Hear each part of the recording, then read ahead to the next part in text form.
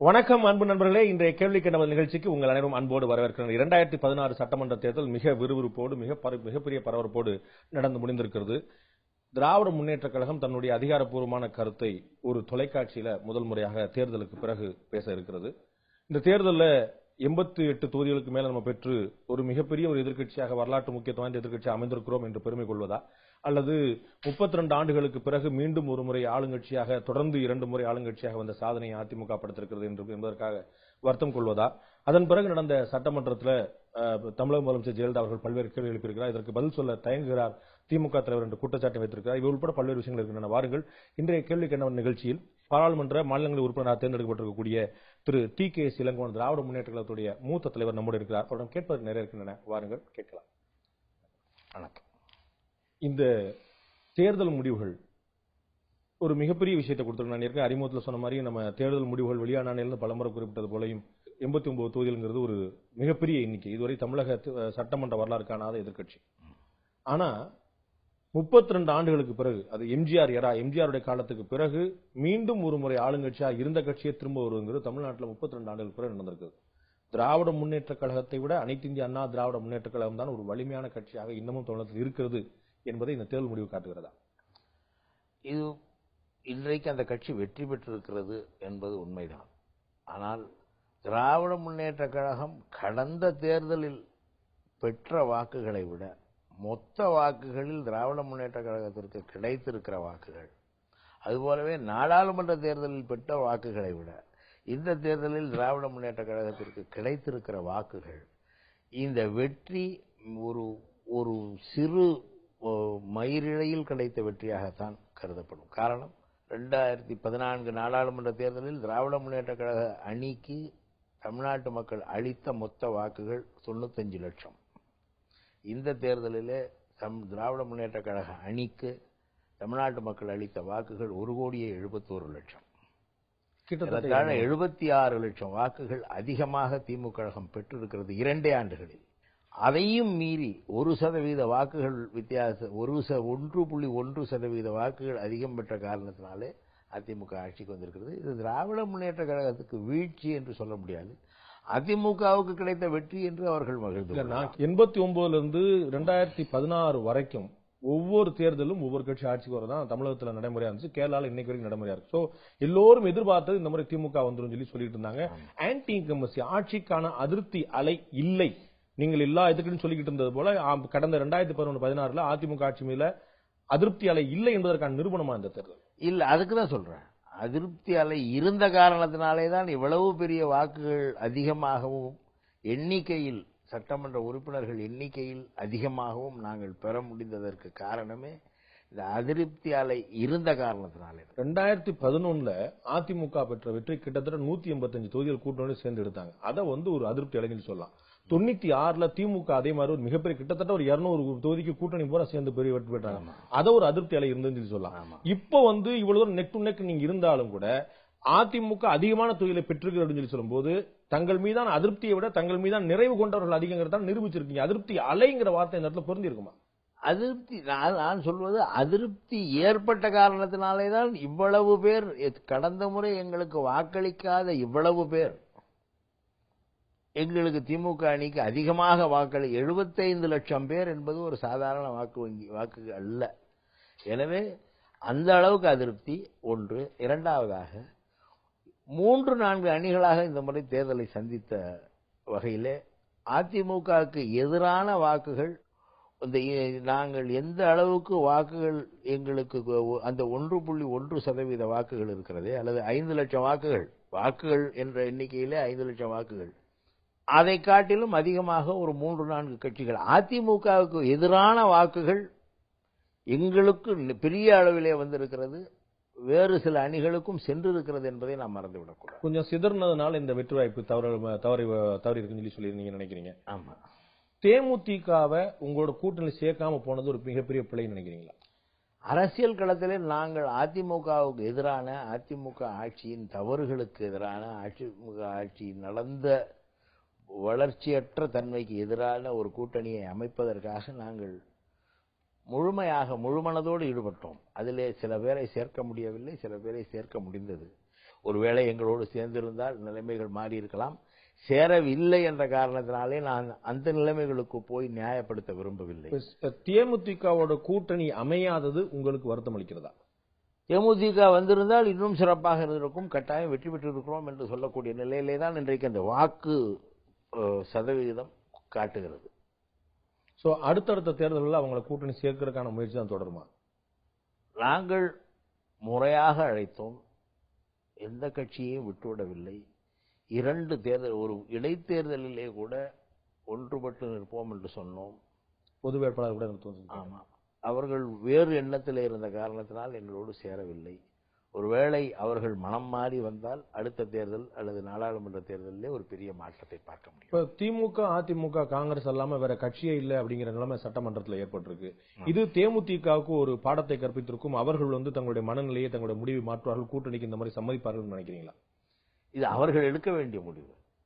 கடந்த முறையே அவர்கள் 2006 தேர்தலில், 2009 நாடாளுமன்ற தேர்தலில் எல்லாம் தனியாக நிற்பது என்று முடிவெடுத்தார்கள். ஆனால் அதற்கு பிறகு வந்த சட்டமன்ற தேர்தலில் தனியாக நிற்பது என்ற முடிவை விட்டுவிட்டுத்தான் அதிமுகவோடு கூட்டு சேர்ந்தார்கள்.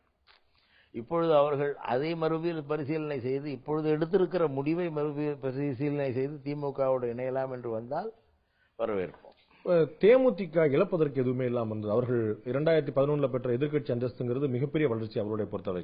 இந்த முறை அவங்க ஒரு தொகுதியோட வெல்ல முடியாட்டாலும் மிக குறைந்த வாக்குகளை பெற்றாலும் கூட அவர் இழப்பதற்கு எதுவும் இல்லை. ஆனா அவரோட கூட சேர்ந்திருந்தா கிட்டத்தட்ட ஆட்சியை பிடிச்சிருக்கலாங்கிற அளவுக்கு உயரத்தை எட்டிய திமுக ஒரு மிகப்பெரிய இழப்பை சந்தித்திருக்கு, ஆட்சியை பிடிக்க முடியாத போன இழப்பு. சோ இழப்பு உங்களுக்கு தான் அப்படிங்கிற அடிப்படையில தேமுதிக திமுக இன்னும் கொஞ்சம் சமரசமாக, இன்னும் கொஞ்சம் இணக்கமாக, இன்னும் கொஞ்சம் விட்டு கொடுத்து போயிருக்கலாமோ? கூட்டணி வைக்கும் பொழுது ஒரு எந்த கட்சியையும் மதித்துத்தான் கூட்டணி வைக்கிறோம். எந்த கட்சியோடு இணக்கமாக போவது என்பது எது இணக்கம் என்று எனக்கு புரியவில்லை. முதலில் அவர்கள் கேட்கக்கூடிய தொகுதி, அவர்கள் தொகுதி, அந்த எண்ணிக்கை போன்ற விஷயங்களில் அமர்ந்து பேசி முடிவெடுக்க வேண்டுமே தவிர மனதுக்குள்ளே அவரே நினைத்துக் கொண்டிருக்க கூடாது. அவர் வந்திருந்தால், எங்களோடு பேசியிருந்தால், இப்பொழுது காங்கிரஸ்காரர்கள் வந்தார்கள், அவர்களுக்கு நாங்கள் ஆரம்பத்திலே சொன்ன எண்ணிக்கை அதிகம். பேச்சுவார்த்தை 2-3 முறை நடைபெற்றது. பிறகு அவர்கள் அதிக தொகுதிகள் பெற்றார்கள். தொகுதி எண்ணிக்கை அல்லது எந்த தொகுதி என்பதையெல்லாம் அமர்ந்து பேசி முடிவு செய்ய வேண்டுமே தவிர முதலில் மனதளவிலே கூட்டணி சேர வேண்டும் என்கிற எண்ணம் வந்த பிறகு அதிகாரப்பூர்வமற்ற முறையில பேச்சு நடந்து கொண்டுதானே இருந்தது. திமுக தலைவரே கூட சொன்னார்ல, நான் எல்லாம் நல்லபடியா போயிட்டு இருக்குது, பழம் நழுவி பால் வளக்கூடிய ஒரு அதிகாரப்பூர்வ மற்ற முறையில் 2 கட்சியிலுமே அபிஷியலா பேசாட்டாலும் கூட அந்த ஃபீலர்ஸ், 2 நலம் விரும்பிகள் பேசிக்கிட்டே தானே இருந்தாங்க. ஆமாம், ஆனால் இடையிலே ஏதோ ஒன்று தடுத்து விட்டது அவர்களை. அந்த ஏதோ ஒன்று எது? ஏதோ ஒன்று என்பது பத்திரிகை செய்திகளை சொல்லுகிறது. எனக்கு தெரிந்த ஒரு செய்தியாக இருந்தால் நான் சொல்ல முடியும். ஆனால் பத்திரிகையிலே வந்த செய்தி, தேமுதிகவை யாரோ திசை திருப்பி விட்டார்கள், வேறு ஏதோ குறுக்கீடு நடந்து தேமுதிக விலை பேசப்பட்டது என்கிற செய்திகள் கூட வந்தன. ஒரு இன்சைடரா உங்களுக்கு தெரிஞ்சிருக்கணுமே, அது உண்மையா பொய்யா அப்படின்னு. நான் எந்த கட்சியோட இன்சைடர்? விலை பேசப்பட்ட கட்சியின் இன்சைடரா இருந்தா எனக்கு தெரிஞ்சிருக்கும். இல்ல, நீங்க திமுகவுடைய முக்கியமான மதிமுகவின் பங்களிப்பு அதிகமாக இருந்தது என்ற செய்தியும் வந்தது. மதிமுக பொதுச் செயலாளர் வைகோ திமுக தரப்புக்கு தேமுதிக வரவிடாமல் பார்த்து கொள்ளும் பொறுப்பை ஏற்றிருந்தார் என்ற செய்தியும் வந்தது. மதிமுக ஒரு முக்கியமான ரோல் இருக்கு, திரு வைகோக்கு ஒரு முக்கியமான பொறுப்பு தேமுதிக கூட்டணி சேர விடாமல் தடுத்தது அப்படின்னு யோசிச்சோம்னா அதற்கு என்ன காரணமா இருக்க முடியும்? ஒரு மிகச்சமீப வரை தேர்தலுக்கு ஒரு 6 மாதங்களுக்கு முன்பு வரை அவர் திமுகவோட மிகப்பெரிய இணக்கத்தோடு இருந்தார், பல திருமணங்களை ஒன்று கலந்தார். உங்களுடைய தலைவருடைய குடும்ப இல்ல திருமண விழாவில் கலந்துகிட்டு திராவிட இயக்கத்துக்கு ஏதேனும் ஒரு சேதம் ஏற்படுவாங்க முதல்ல களப்போராளியாக நான் நிப்பேன்னு சொன்னார். எல்லாரும் திமுக தலைவருடைய மேடையை பகிர்ந்து கொண்டார். எல்லாமே அவ்வளவு இணக்கமா போய்கிட்டு இருந்துச்சு. பாமகவுடைய நிறுவன இல்ல திருமண விழாவில் பேசும்போது எல்லோரும் ஒன்று சேர்ந்தால் மகிழ்ச்சி என்று திமுக தலைவரை குறிப்பிடக்கூடிய அளவுக்கு அவ்வளவு ஒரு நிறைவான போக்கு தானே போயிட்டு இருந்துச்சு. சோ மதிமுகவும் கூட திமுகவோட தான் சேரப்போகுது, சேர்ந்து ஒன்னா தான் இருக்க போறாங்க அப்படிங்கிற ஒரு எண்ணம் தான் இருந்தது. இந்த திசை, இந்த தடம் எங்கே மாறியது? இதிலே நான் ஆளுங்கட்சியின் திறமையை பாராட்ட வேண்டும். இவர்களை எல்லாம் மடக்கி போடக்கூடிய அளவுக்கு வலிமை மிக்கவர்களாக ஆளுங்கட்சியினர் இருந்தார்கள் என்பது, எப்படி மடக்கினார்கள் என்பது ஒரு கேள்வி. திமுகவுக்கு அந்த திறன் இல்லையோ? அந்த எண்ணம் திமுகவுக்கு இல்லை, அது தேவையும் இல்லை. அரசியலை அரசியல் ரீதியாக சந்திக்க வேண்டும் என்று திமுக எப்பொழுதுமே நினைத்தது. அந்த தடம் மாறிய பிறகு வைகோவின் போக்கு மாறியது. அவர் தன்னுடைய கூட்டணி கட்சியே ஏமாற்றக்கூடியவர் என்பதை அந்த கூட்டணியிலே உள்ளவர்கள் கூட இன்னும் புரிந்து கொள்ளவில்லை. தனக்கென்று ஒரு தொகுதியை கேட்டு பெற்று, அந்த தொகுதி பாரம்பரியமாக இந்திய கம்யூனிஸ்ட் கட்சி போட்டியிட்ட தொகுதி, வென்ற தொகுதி என்ற நிலையில் தானே நிற்கப் போவதாக சொல்லி அந்த தொகுதியை பெற்று அதை கடைசி நேரத்தில் இன்னொருவருக்கு மாற்றிக் கொடுக்கும் அளவுக்கு அவர் கூட்டணி கட்சியினரையே ஏமாற்றக்கூடிய அளவுக்கு இந்த தேர்தலிலே நடந்து கொண்டார் என்பது அவர்களுக்கே இன்னும் புரியவில்லை. நீங்க அடுக்கடுக்கான குற்றச்சாட்டை வைக்கிறீங்க. கூட்டணி கட்சியை ஏமாற்றணுங்கிற அவசியம் என்ன இருக்கும்? நீங்க மக்கள் நல கூட்டணியில கடைசி வரை விஜயகாந்தும் தமாகவும் சேர்ந்த பிறகும் கூட அது ஒருங்கிணைப்பாளராக வைகோ தான் இருந்தார். அவர் உங்களை விமர்சித்ததற்கு சற்றும் குறையாமல் அதிமுகவும் அதனுடைய தலைமை விமர்சித்துக் கொண்டே இருந்தார். செல்லுமிடமெல்லாம் விமர்சித்துக் கொண்டார். இந்த 570 கோடி ரூபாய் பிரச்சனையிலிருந்து மற்ற விஷயங்கள் ஆதாரம் இருந்தோ ஆதாரம் இல்லாமலோ கடுமையான குற்றச்சாட்டுகளை மாற்றி மாற்றி வைத்துக் கொண்டிருந்தவர் வைகோ தானே. அவர் வைக்கிற குற்றச்சாட்டுகள் களத்திலே எதை செய்தால் அதிமுகவை தோல்வியடைய செய்ய முடியுமோ அதை செய்யாமல் மற்ற குற்றச்சாட்டுகளை வைப்பதிலே பிரயோஜனம் இல்லை. குற்றச்சாட்டுகள் பல முனையிலும் வைக்கப்பட்டன. ஆனால் ஒரு கூட்டணியை அமைத்து அதிமுகவை தோல்வியடைய செய்யக்கூடிய முயற்சியிலே அவர் ஈடுபடவில்லை என்பது அவர் மீது நாங்கள் வைக்கிற பெரிய குற்றச்சாட்டு. அதிமுக தோற்றக்கூடாதுன்னு ஒரு விரும்பினாரோ? ஆமாம், திமுக வெற்றி பெறக்கூடாது என்று கூட விரும்பினார். அதுதான் நான் கேட்கிறேன். அதற்கான காரணம் எனக்கு திமுக தலைவர் மேல மிகப்பெரிய அன்பும் பற்றும் கொண்டவர். பல இடங்களில் சொல்லியிருக்கிறாரு. ஒரு தவறான வார்த்தையை பிரயோகப்படுத்தினதை விட நான் அண்ணன் பெருந்தன்மையா என்ன மன்னிக்கன்னு சொல்லிட்டு பகிரங்கமா மன்னிப்பு கேட்டாரு. ஸ்டாலின் முன்னிலைப்படுத்தப்படுகிறார் அப்படின்னு ஒரு கவலையா? என்ன காரணத்தினால திமுக இல்லாட்டி தன்னை கூட்டணியில் சேர்க்கல, தனக்கு மதிப்பு கொடுக்கலன்னு சொல்லி ஒரு காரணமா? என்ன காரணம் இருக்க முடியும்? கூட்டணியில சேர்க்கவில்லை என்று நாங்கள் சொல்லவே இல்லை. அவர் இயல்பாக இந்த கூட்டணியிலே இருக்க வேண்டியவர், இருந்தவர், கடந்த காலங்களிலே இருந்தவர். இந்த கூட்டணியின் சார்பிலே வெற்றி பெற்று நாடாளுமன்ற உறுப்பினர்களை அவைக்கு கூட அனுப்பியவர். இந்த கூட்டணியிலிருந்து அவர் இரண்டு காலகட்டத்தில் விலகினார். ஒன்று 2001ஆம் ஆண்டு. அந்த ஆண்டிலே எங்களை காட்டிலும் பாரதிய ஜனதா கட்சிக்கு நீங்கள் அதிகமாக இடம் கொடுக்கிறீர்கள், நாங்கள் அவர்களை விட தமிழ்நாட்டில் பெரிய கட்சி, அப்படி கொடுத்தால் நான் இந்த கூட்டணியிலே இருக்க மாட்டேன் என்று கடைசி நேரத்தில் விலகினார். அதை கூட நியாயம் என்று ஏற்றுக்கொள்ளலாம். ஆனால் இந்த முறை வேறு எந்த காரணத்திற்காக அவர் இந்த கூட்டணியில் இருந்து விலக வேண்டும் என்று நினைத்தார் என்று தெரியவில்லை. இந்த கூட்டணியை தொடங்கிய நேரத்தில் இந்த 4 கட்சியினரும் இந்த மக்கள் நல கூட்டணி என்ற பெயரிலே 2 கம்யூனிஸ்ட் கட்சிகள், விடுதலை சிறுத்தைகள் மற்றும் மதிமுக இவர்கள் இணைந்த நேரத்தில் இவர்கள் மக்கள் முன் வைத்த ஒரே கோரிக்கை, ஒரே கருத்து, எந்த கட்சி ஆட்சியிலே எங்களுக்கு இடம் தருகிறதோ அந்த கட்சியோடு கூட்டணி வைப்போம் என்பதுதான். அப்பொழுது கூட அதிமுக கூடாது, திமுக கூடாது என்று சொல்லவில்லை. அந்த 2 பெரிய கட்சிகளும் இவர்களோடு கூட்டணி சேர அந்த கருத்தை ஒப்புக்கொள்ளாத காரணத்தினால் அவர்கள். இப்ப நீங்க யோசிக்கிறீங்களா அவங்களுக்கு அந்த மாதிரி கொடுத்திருக்கலாம், அமைச்சர்கள் பங்குன்னு சொல்லியிருக்கலாம் அப்படின்னு யோசிக்கிறீங்களா? அது எதையும், எந்த பிரச்சனையும் பொது, நீங்க எந்த அடிப்படையிலே அவர்கள் இதை கேட்கிறார்கள்?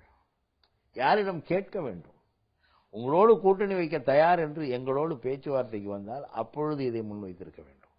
அதை விடுத்து வீதியிலே நின்று கொண்டு நீ எங்களுக்கு இடம் தருகிறாயா? நீ திமுகவும் அதிமுகவும் 2 துருவங்கள், இல்லை எந்த துருவத்தோடு வேண்டுமானாலும் அமைச்சர் பதவிக்காக சேருவேன் என்று சொல்வது என்ன நியாயம்?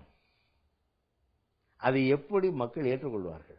கட்சி ஆரம்பிக்கிறது ஆட்சியை பிடிக்கிறது தானே, அது சொல்றது அதுல என்ன கூச்சப்படுறதுக்கு என்ன இருக்கு? அதுல கூச்சப்படுறதுக்கு இல்ல. நாங்க எங்க கட்சி பதவிக்காக தான் இருக்கிறது, மக்களுக்காக இல்லை என்று சொல்லிவிட்டு போய் எல்லா கட்சியும் பதவிக்காக தான், எல்லாம் ஆட்சி பிடிக்கிறதுக்கு தானே போறாங்க. ஒரு ஆளுங்கட்சியாக இருக்கிற கட்சி செய்கிற தவறுகளை சுட்டிக்காட்டும் பொழுது அந்த கட்சியோடு சேருவோம், அமைச்சரவையிலே பங்கு கொடுத்தால் அந்த தவறுகள் எல்லாம் நியாயப்படுத்தப்படும் என்று சொல்வது என்ன நியாயம்? இல்ல அவர்கள் தான் சொன்னாங்க, நாங்க அதிமுக கூட திமுக கூட சேர்ந்து எங்களுக்கு அமைச்சர்கள் பங்கு கொடுத்தால் அந்த கட்சி தவறு செய்ய விடாமல் நாங்கள் தடுப்போம் அப்படின்னு சொல்றாங்க. செய்த தவறுக்கு என்ன பரிகாரம் தேடுகிறார்கள்? எதை வைத்துக் கொண்டு மக்களிடம் அவர்கள் செல்ல போகிறார்கள்? எங்களுக்கு அமைச்சரவையில இடம் உண்டு, அதனாலே எங்களுக்கு வாக்களியுங்கள் என்று கேட்க போகிறார்களா? கேட்டிருப்பார்களா? அதிமுக கிட்டத்தட்ட தனித்து போட்டிட்டது. அவங்களுக்கு பெரிய கூட்டணி கட்சி யாருமே இல்ல. 2 சீட்டுக்கு மேல பெறக்கூடிய கட்சியில யாருமே இல்ல. அவங்களுமே புதிதாக உருவான கட்சிகள் தான். அவங்களுமே இரட்டை சின்னத்தெல்லாம் போட்டிட்டாங்க. சரத்குமாரோ, சேக்கு தமிழரசனோ, ஷேக் தாவூதோ, மனிதநேய மக்கள் ஜனநாயக கட்சியோ, இவர்கள் எல்லாருமே மிகச்சிறிய வளரக்கூடிய கட்சிகள். ஆனால் திமுக அப்படி இல்லாமல் கூட்டணி வைத்து போட்டியிட்டது. புதிய தமிழகம் இருந்தது, மனிதநேய மக்கள் கட்சி இருந்தது, காங்கிரஸ் கட்சி இருந்தது, இன்னும் பிற கட்சிகள்லாம் இருந்தன. சோ திமுக ஒரு கூட்டணியாக போட்டியிட்டது, கிட்டத்தட்ட அதிமுக தனியாக போட்டியிட்டது. இருந்தும் கூட திமுக விட அதிமுக அதிக ஓட்டும் அதிகம் சீட்டும் பெற முடிந்தது என்றால் அதிமுக பெரிய கட்சி தான் பார்க்கப்படும். அதிமுக ஆளுங்கட்சி, அதை மறந்து விடவில்லை நாங்கள். அதிமுக ஆளுங்கட்சி. ஆளுங்கட்சி என்றால் அந்த கட்சி ஒரு செல்வாக்கோடு வெற்றி பெற்ற கட்சியாகத்தான் இருக்க முடியும். இந்த தேர்தலிலே அவர்களுடைய தவறுகளை சுட்டிக்காட்டி நாங்கள் பேசும் பொழுது கூட இதே போன்ற ஒரு கூட்டணியை, காங்கிரஸ் அல்லாத கூட்டணியை நாங்கள் வைத்திருந்தோம். அவர்களும் வேறு வலிமையான மற்ற கட்சிகள் கூட்டணியை அவர்கள் எங்களை காட்டிலும் பெரிய கூட்டணியில் அவர்கள் இருந்த பொழுது பெற்ற வாக்குகளை காட்டிலும் இப்பொழுது நாங்கள் கடந்த முறை நாடாளுமன்ற தேர்தலில் பெற்ற வாக்குகளை காட்டிலும் அதிகமாக பெற்றிருக்கிறோம் என்று சொல்லும் பொழுது அதிகமான மக்கள் 2 ஆண்டுகளுக்கு முன் அதிமுகவை ஆதரித்த மக்கள். அதுல நீங்க இன்னொன்னு பாக்கல, கடந்த முறை காங்கிரஸ் திமுக கூட்டணி இல்ல, 2014 தனித்து போட்டிட்டு. இந்த முறை உங்களோட கூட்டணி இருந்தாங்க. அவருடைய வாக்கு உங்களுக்கு உதவி இருக்கும், மனிதநேய மக்கள் கட்சியுடைய வாக்கு உதவி இருக்கும், புதிய தமிழகத்துடைய வாக்கு உதவி இருக்கும். அவர்களுடைய வாக்கு அந்த தேர்தலிலே தனித்து போட்டிட்டு அவர்களுடைய வாக்கு சதவீதத்தை பார்த்தாலே தெரியும் எங்களுடைய வாக்கு நாங்கள் கடந்த முறை பெற்ற வாக்குகளை விட மிக அதிகமானது என்று. இன்னொன்றை பார்க்க வேண்டும், பல தொகுதிகளில் திமுகவிற்கு ஒரு பின்னடைவு ஏற்பட்டதற்கு காரணமும் கூட்டணி கட்சிகள் அவரவர் சின்னத்திலே போட்டியிட்டதும் ஒரு காரணமாக நாங்கள் கருதுகிறோம். சில சின்னங்களை அறிமுகப்படுத்துவதிலேயே சில நேரங்களில் காலதாமதமானது. கப்பன் சாசர் சின்னமாகட்டும், ஏனி சின்னமாகட்டும், உதயசூரியன் சின்னமும் மக்கள் மனதிலே பதிந்த அளவுக்கு இந்த சின்னத்தை பதிய வைப்பதிலே சில சங்கடங்கள், அந்த வேகம் போதவில்லை.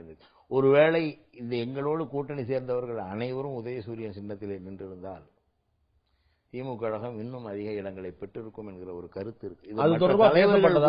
அது தொடர்பாக பேசப்பட்டதா? அவர்கள் மறுத்தார்களா? நீங்கள் வலியுறுத்தினீர்களா? அதிமுக சாதிக்க முடியாது. அவர்கள் எல்லாம் பெரிய கட்சிகள்.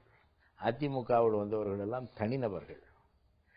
இவர்கள் எல்லாம் பெரிய கட்சிகள். காங்கிரஸ் கட்சி நீங்கள் எங்கள் சின்னத்திலே போட்டியிடுங்கள் என்று நாங்கள் கேட்டோம். காங்கிரஸ் தவிர நீங்க மனிதநேய மக்கள் கட்சியோ புதிய தமிழகத்தையோ நீங்க கேட்டிருக்கலாம். அவர்களை கேட்டோம். இல்லை, எங்களுக்கு இந்த அடையாளம் வேண்டும் என்று சொன்னாங்க. அவர்கள் ஏற்கனவே வேற வேற சின்னத்துல போட்டிட்டவங்க தானே, பெருங்கட்சியோட சின்னத்துல போட்டிட்டவங்க. இந்த பிரச்சனையே பல சின்னங்களில் அவர்கள் மாறி மாறி போட்டியிட்ட காரணத்தினாலே தான் இந்த சிக்கல் ஏற்பட்டது என்று கூட கருதலாம். அது மக்களுக்கு இந்த சின்னம் இன்னும் போய் சேரவில்லை என்பது ஒரு குறையாக கூட. அதே போல திருமாவளவன் அவர்கள் குறிப்பிடும்போது எங்களை கூட்டணியில சேர்க்கிறத பர்பஸ்ஃபுல்லா வேண்டும் என்று தவிர்த்தார்கள். அதனுடைய பலனை அவர்கள் அனுபவித்தார்கள். எங்களையோ தேமுதிக சேர்த்திருந்தால் இந்நேரம் ஆட்சியை பிடிச்சிருக்கலாம். அதை அவர்கள் திமுக தான் அந்த பிழையை செய்ததுன்னு பகிரங்கமா குற்றஞ்சாட்டினார். நன்றி வைக்கக்கூடிய கூட்டத்தில் ஏறத்தாழ 2011க்கு பிறகு 2014 தேர்தலில் அவர்கள் எங்களோடு கூட்டணி வைத்துத்தான் நின்றார்கள். 2014 தேர்தலுக்கு பிறகு அடுத்த 6 மாத காலத்தில் மக்கள் நல கூட்டணி என்பதை உருவாக்கியதிலே திருமாவளவனுக்கும் ஒரு பங்கு இருந்தது. அவர்கள் தனியாக போய் ஒரு நிலைப்பாட்டை எடுத்த பிறகு, அதை பகிரங்கமாக மக்கள் மத்தியிலே சொன்ன பிறகு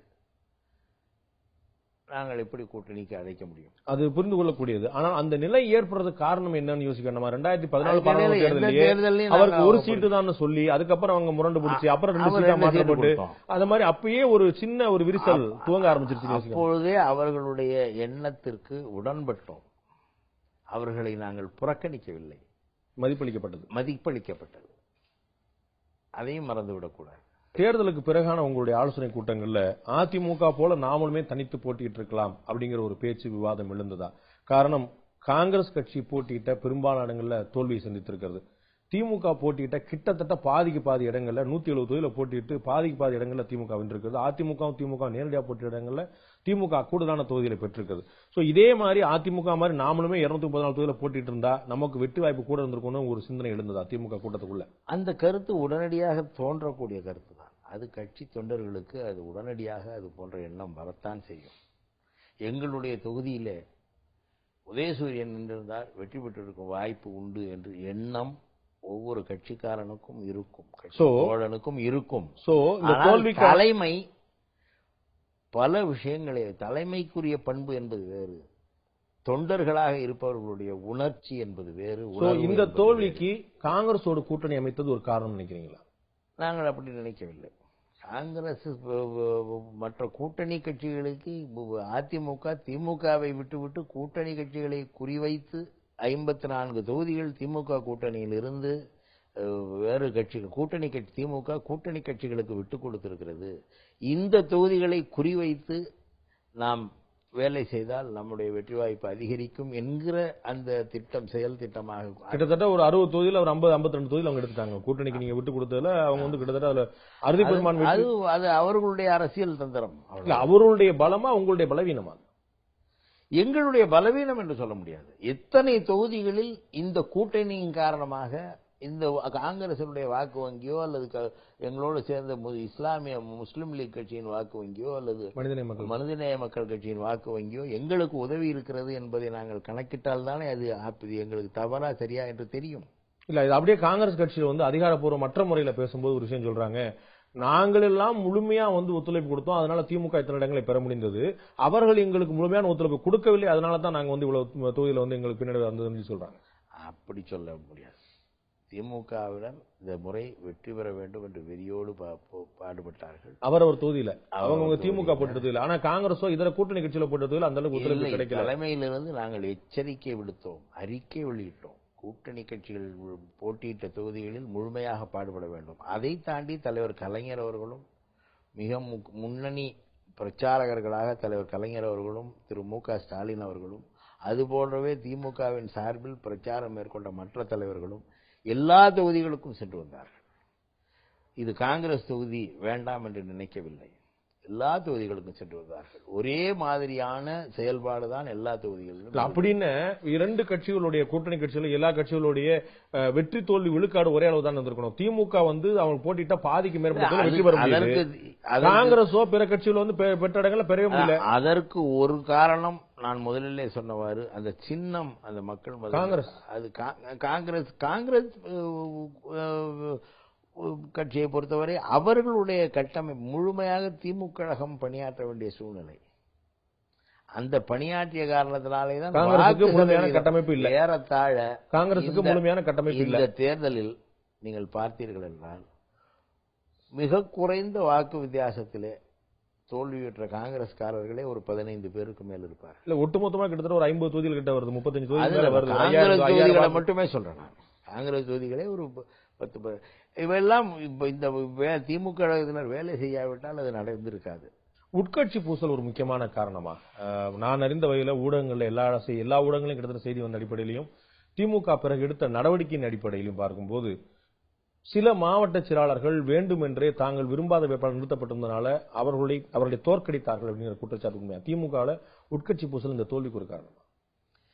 ஒரு பெரிய கட்சியிலே சிலருடைய எண்ணம் நிறைவேறாமல் போய் அவர்கள் ஏமாற்றம் அடைவதன் காரணமாக அந்த ஏமாற்றத்தை வெளிப்படுத்திக் கொள்ளக்கூடிய குணம் உள்ளவர்கள் இருக்கிறார்கள். உட்கட்சி பூசல் இல்லை என்று நான் சொல்ல மாட்டேன். அதே நேரத்தில் அப்படி ஒரு சிலர் அடையாளம் காணப்பட்டு அவர்கள் மீது நடவடிக்கை எடுக்கப்பட்டிருக்கிறது. அது ஒரு பெரிய காரணமாக சொல்ல முடியவில்லை என்றாலும் சில தொகுதிகளில் அது ஒரு காரணமாக இருந்திருக்கிறது என்பதை மறுக்க முடியாது. அது சில தொகுதியில் தானா, இல்லாட்டி உங்களுக்கு பிடிக்காத தலைமையை திருப்திப்படுத்தாத சிலர் மட்டும் தான் நடவடிக்கை எடுக்கப்பட்டிருக்கு? பட் நிறைய பேர் அந்த மாதிரி வேலையில் ஈடுபட்டாங்க, ஆனா 2-3 பேர் மட்டுமே தான் நடவடிக்கை எடுக்கப்பட்டிருக்கு. இல்லை, அப்படி அல்ல.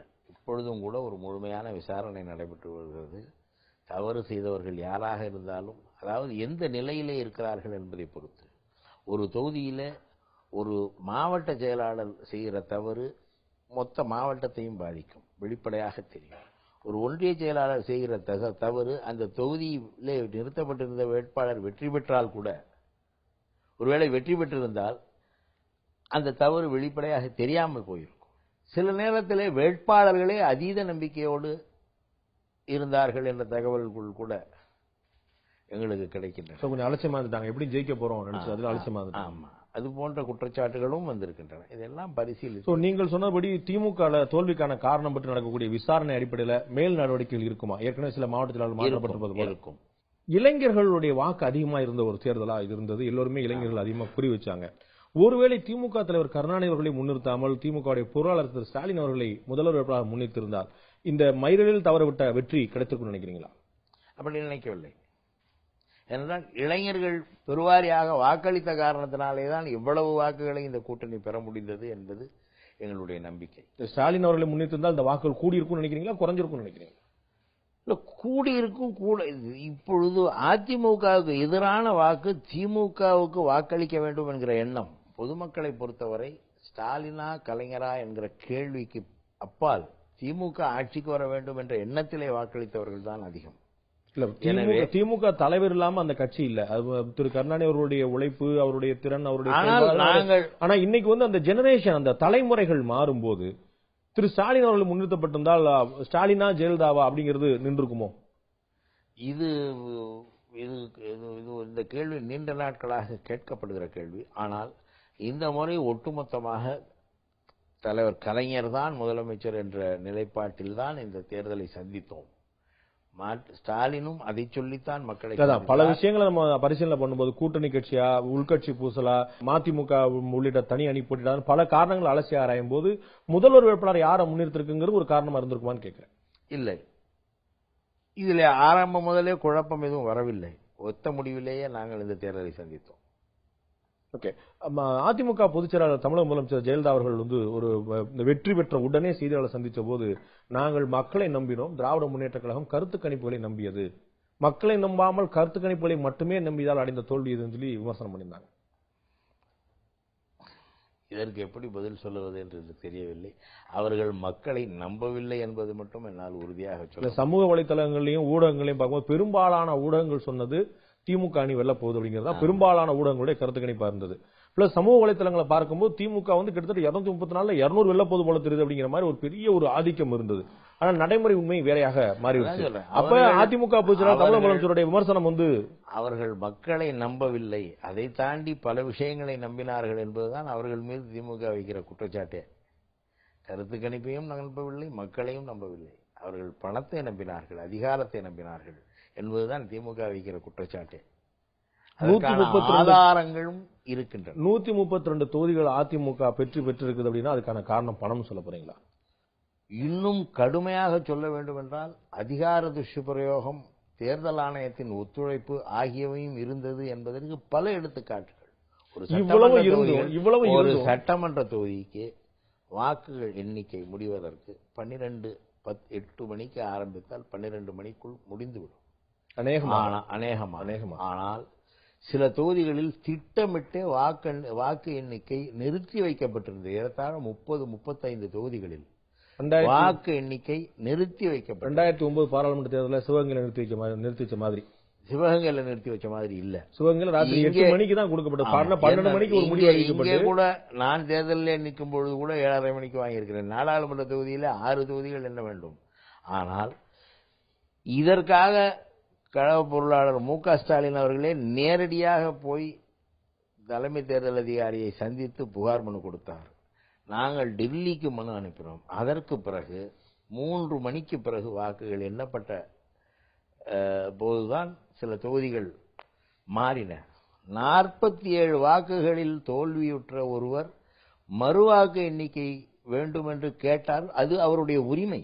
மறுவாக்கு எண்ணிக்கை ஒரு குறிப்பிட்ட வாக்குகளுக்கு கீழே அப்படி எந்த விதிமுறையும் சொல்ல விதி இருக்கிறது. எங்க எனக்கு தெரியும், கட்டாயமாக இருக்கு. நீங்க எலெக்ஷன் புக்கை பாத்தீங்கன்னா 1000 வாக்கு கீழே இருந்தா மறுவாக்கு எண்ணிக்கை கோருவதற்கு அதிகாரம் இருக்கிறது என்று விதி. என்னுடைய கேள்வி என்னன்னா, தேர்தல் ஆணையத்தோடு கூட்டணி அமைத்து, அதிகார வர்க்கத்தோடு கூட்டணி அமைத்து, மக்களுக்கெல்லாம் பணத்தை வாரி இறைத்து அதிமுக தேர்தலை சந்தித்தது என்றால் 98 தொகுதியில அந்த கட்சி தோல்வியடைய சம்மதிக்குமா?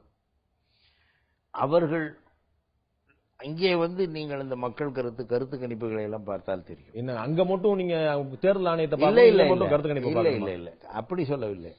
அதிமுக வென்ற 132 தொகுதிகள், அதிமுக வென்ற 132 தொகுதிகள் அதிகார துஷ்பிரயோகம். திமுக கூட்டணி வென்ற 98 தொகுதிகள் வந்து மக்கள் உங்களுக்கு வாக்களி. இல்ல நான் அப்படி சொல்லல. இந்த 30 தொகுதிகள் இருக்கிறது. இந்த 30 தொகுதிகளைத்தான் இந்த வேறுபாட்டை சொன்னார்கள் கருத்து கணிப்பில். அதிலே அவர்கள் அக்கறை செலுத்தினார்கள், கவனம் செலுத்தினார்கள் என்பதுதான் எங்களுக்கு. 30 தொகுதியில் தான் பணம் கொடுத்தாங்கன்னு சொல்றீங்க. 30 தொகுதிகளில் தான் அன்றைக்கு வாக்கு எண்ணிக்கையின் போது அதிகார துஷ்பிரயோகம் பயன்பட்டது என்று சொல்கிறேன். 30 தொகுதியில வந்து அதிகார துஷ்பிரயோகம் பண்ணி வாக்கு எண்ணிக்கையோட முடிவை மாத்திட்டாங்க.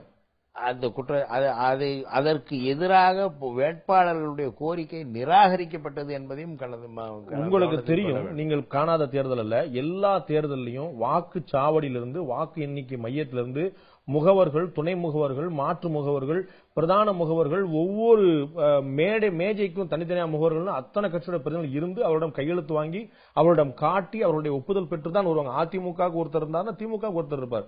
இது எல்லாம் வெளிப்படையாக கண்கூட நடக்கும். நீங்கள் கையெழுத்து போட்டு ஒப்புதல் கொடுத்தால்தான் அவர்கள் எண்ணிக்கை முடிவை அறிவிக்க முடியும்.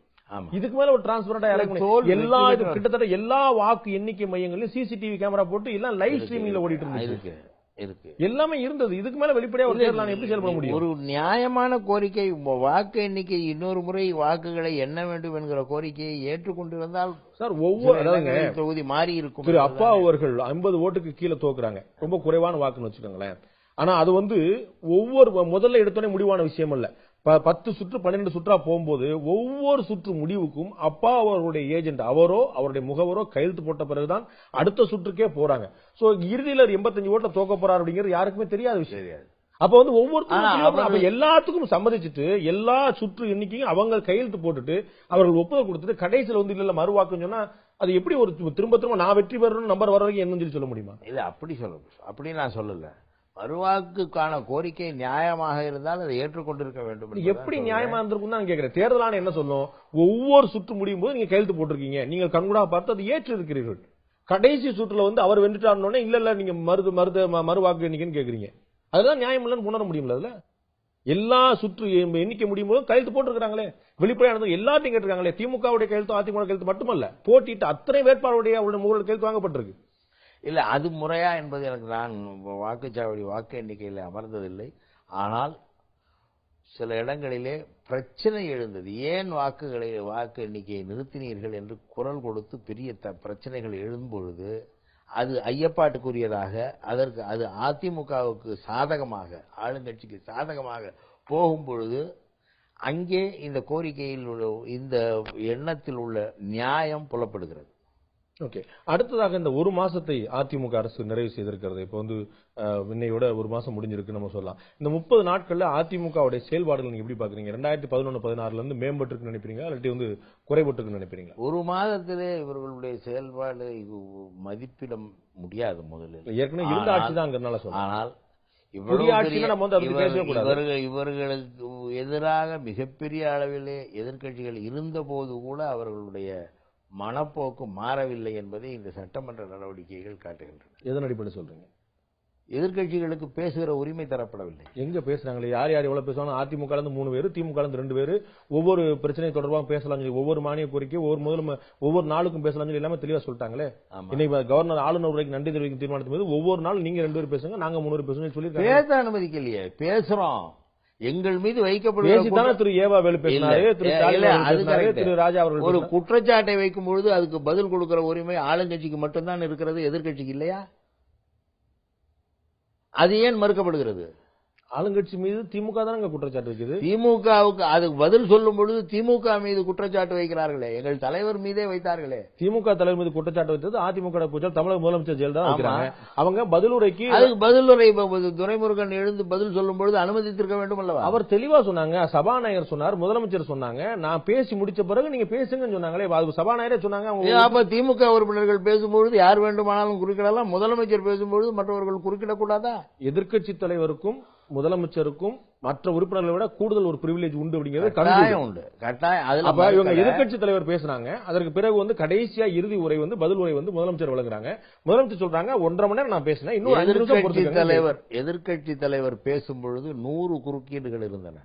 நிச்சயமா இருந்தது. அப்ப அதே 2006-11 தமிழக முதலமைச்சர் அப்ப எதிர்க்கட்சி தலைவர் இருந்த ஜெயலலிதா தனியா வந்து பேசும்போது 54 குறுக்கீடு இருந்தது. அது வேறு. அவங்க பேச்சின் நேரத்தை குறைக்கவில்லை, இங்கேயும் குறைக்கலையே, குறைச்சிட்டாங்க.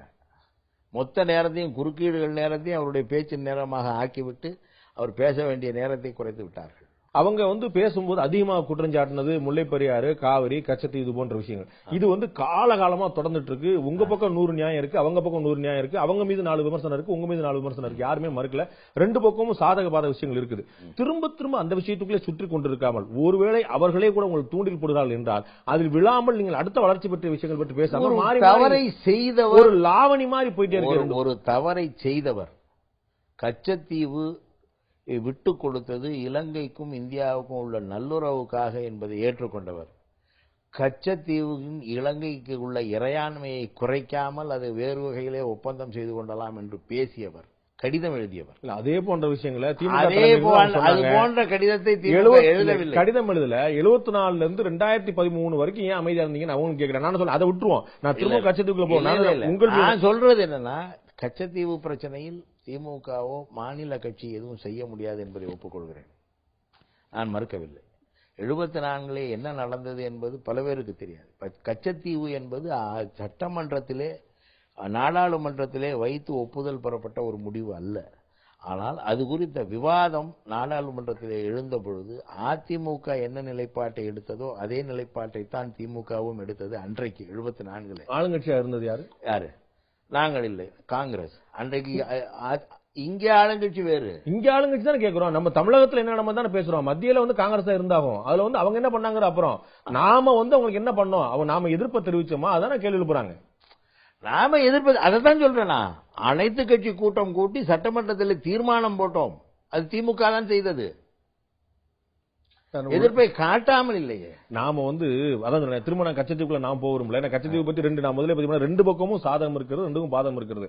சில பலவீனங்கள், சில சமரசங்கள் சில இருந்திருக்கலாம். அதுக்கான பல காரணங்கள் இருக்கலாம். அது ரெண்டுமே இருக்கு. அந்த இடத்துல நின்றுகிட்டே ஏன் அடுத்த கட்டத்துக்கு போகாம இருக்கிறீங்க? நான் ரெண்டு பேருமே கேட்கிறேன். நீங்க இருக்கனால திமுக கேட்கிறேன், அதிமுக அப்புறம் வந்து அவரை கேட்டுருவேன். அங்கேயே சுத்தி சுத்தி வந்து எங்களுடைய பிரச்சனை அல்ல இது. நாங்கள் இதை கிளப்புவதும் இல்லை.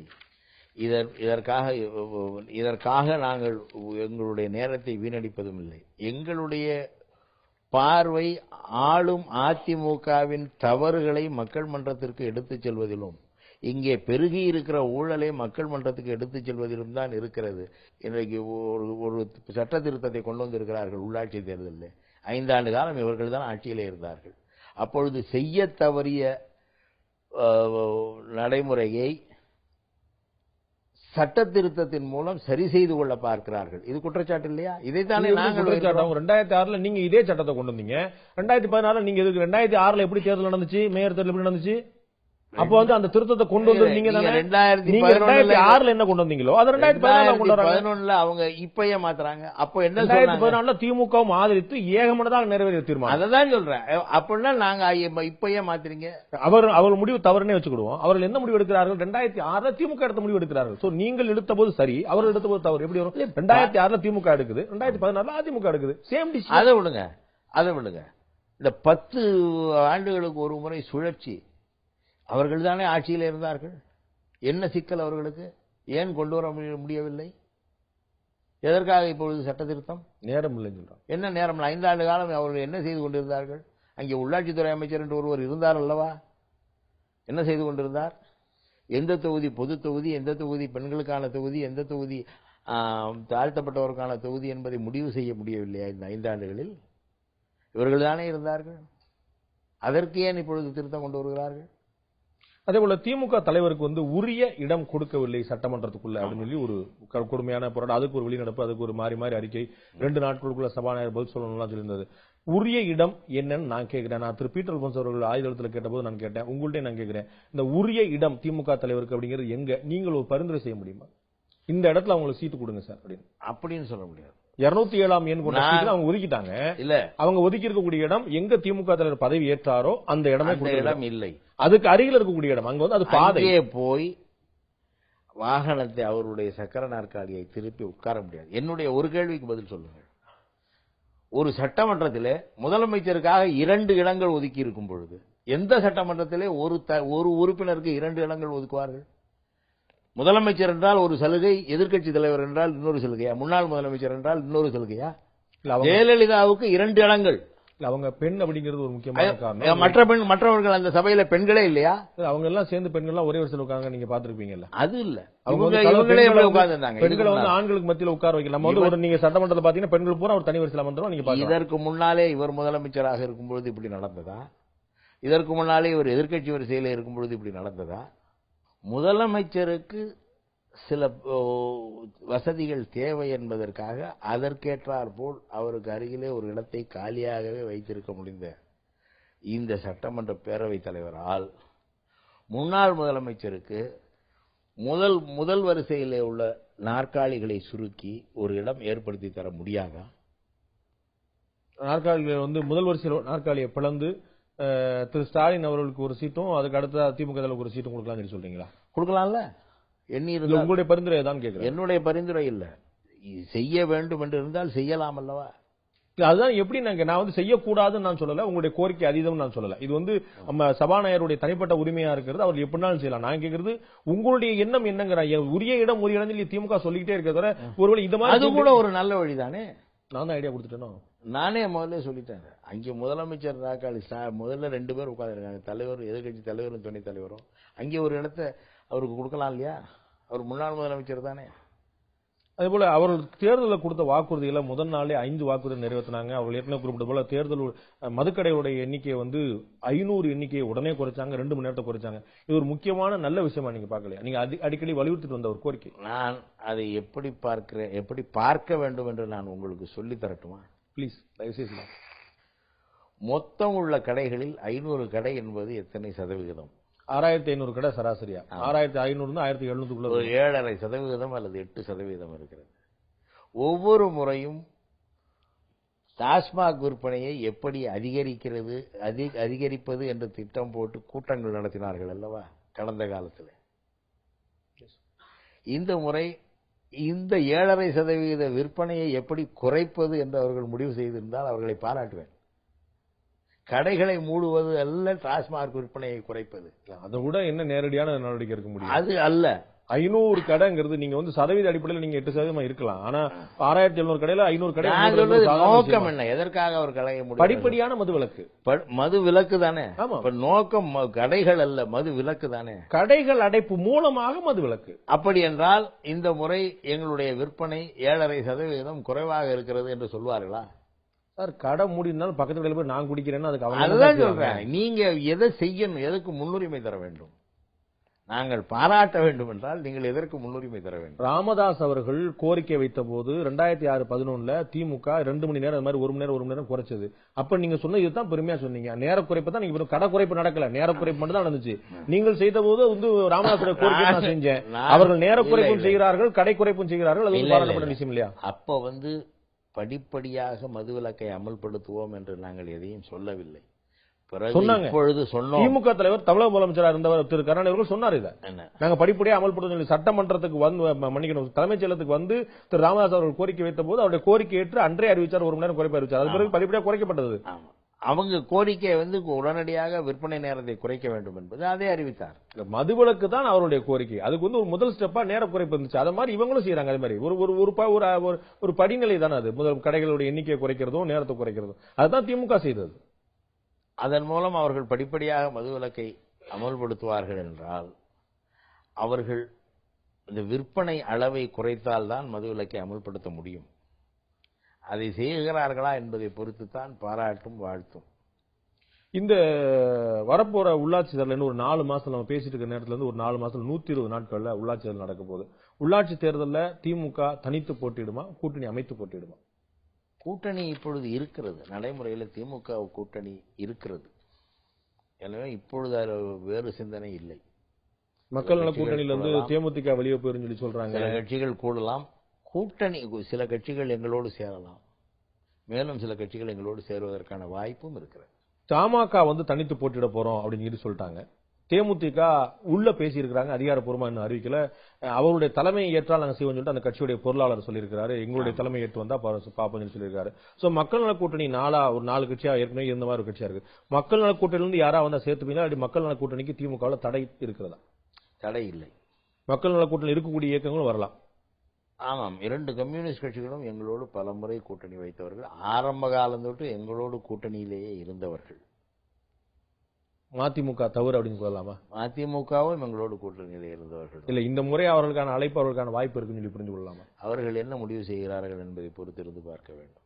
சோ ஒரு பாசிட்டிவ் லிஸ்ட், ஒரு நெகட்டிவ் லிஸ்ட் இருக்குதா? இவர்கள் தவிர அதிமுக நீங்க சேர்க்க மாட்டீங்க, பாஜக சேர்க்கான வாய்ப்பு குறைவு அப்படின்னு நம்ம புரிந்து இந்த 2 கட்சிகளை தவிர மற்ற கட்சிகள் எங்களோடு சேருவதில் நாங்கள் எந்த காலத்திலும் தடை விதித்ததில்லை, மறுத்ததும் இல்லை.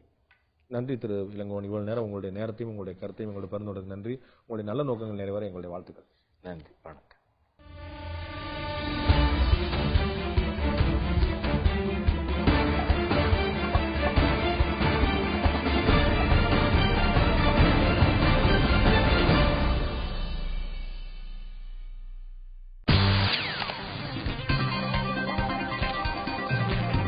Thank you.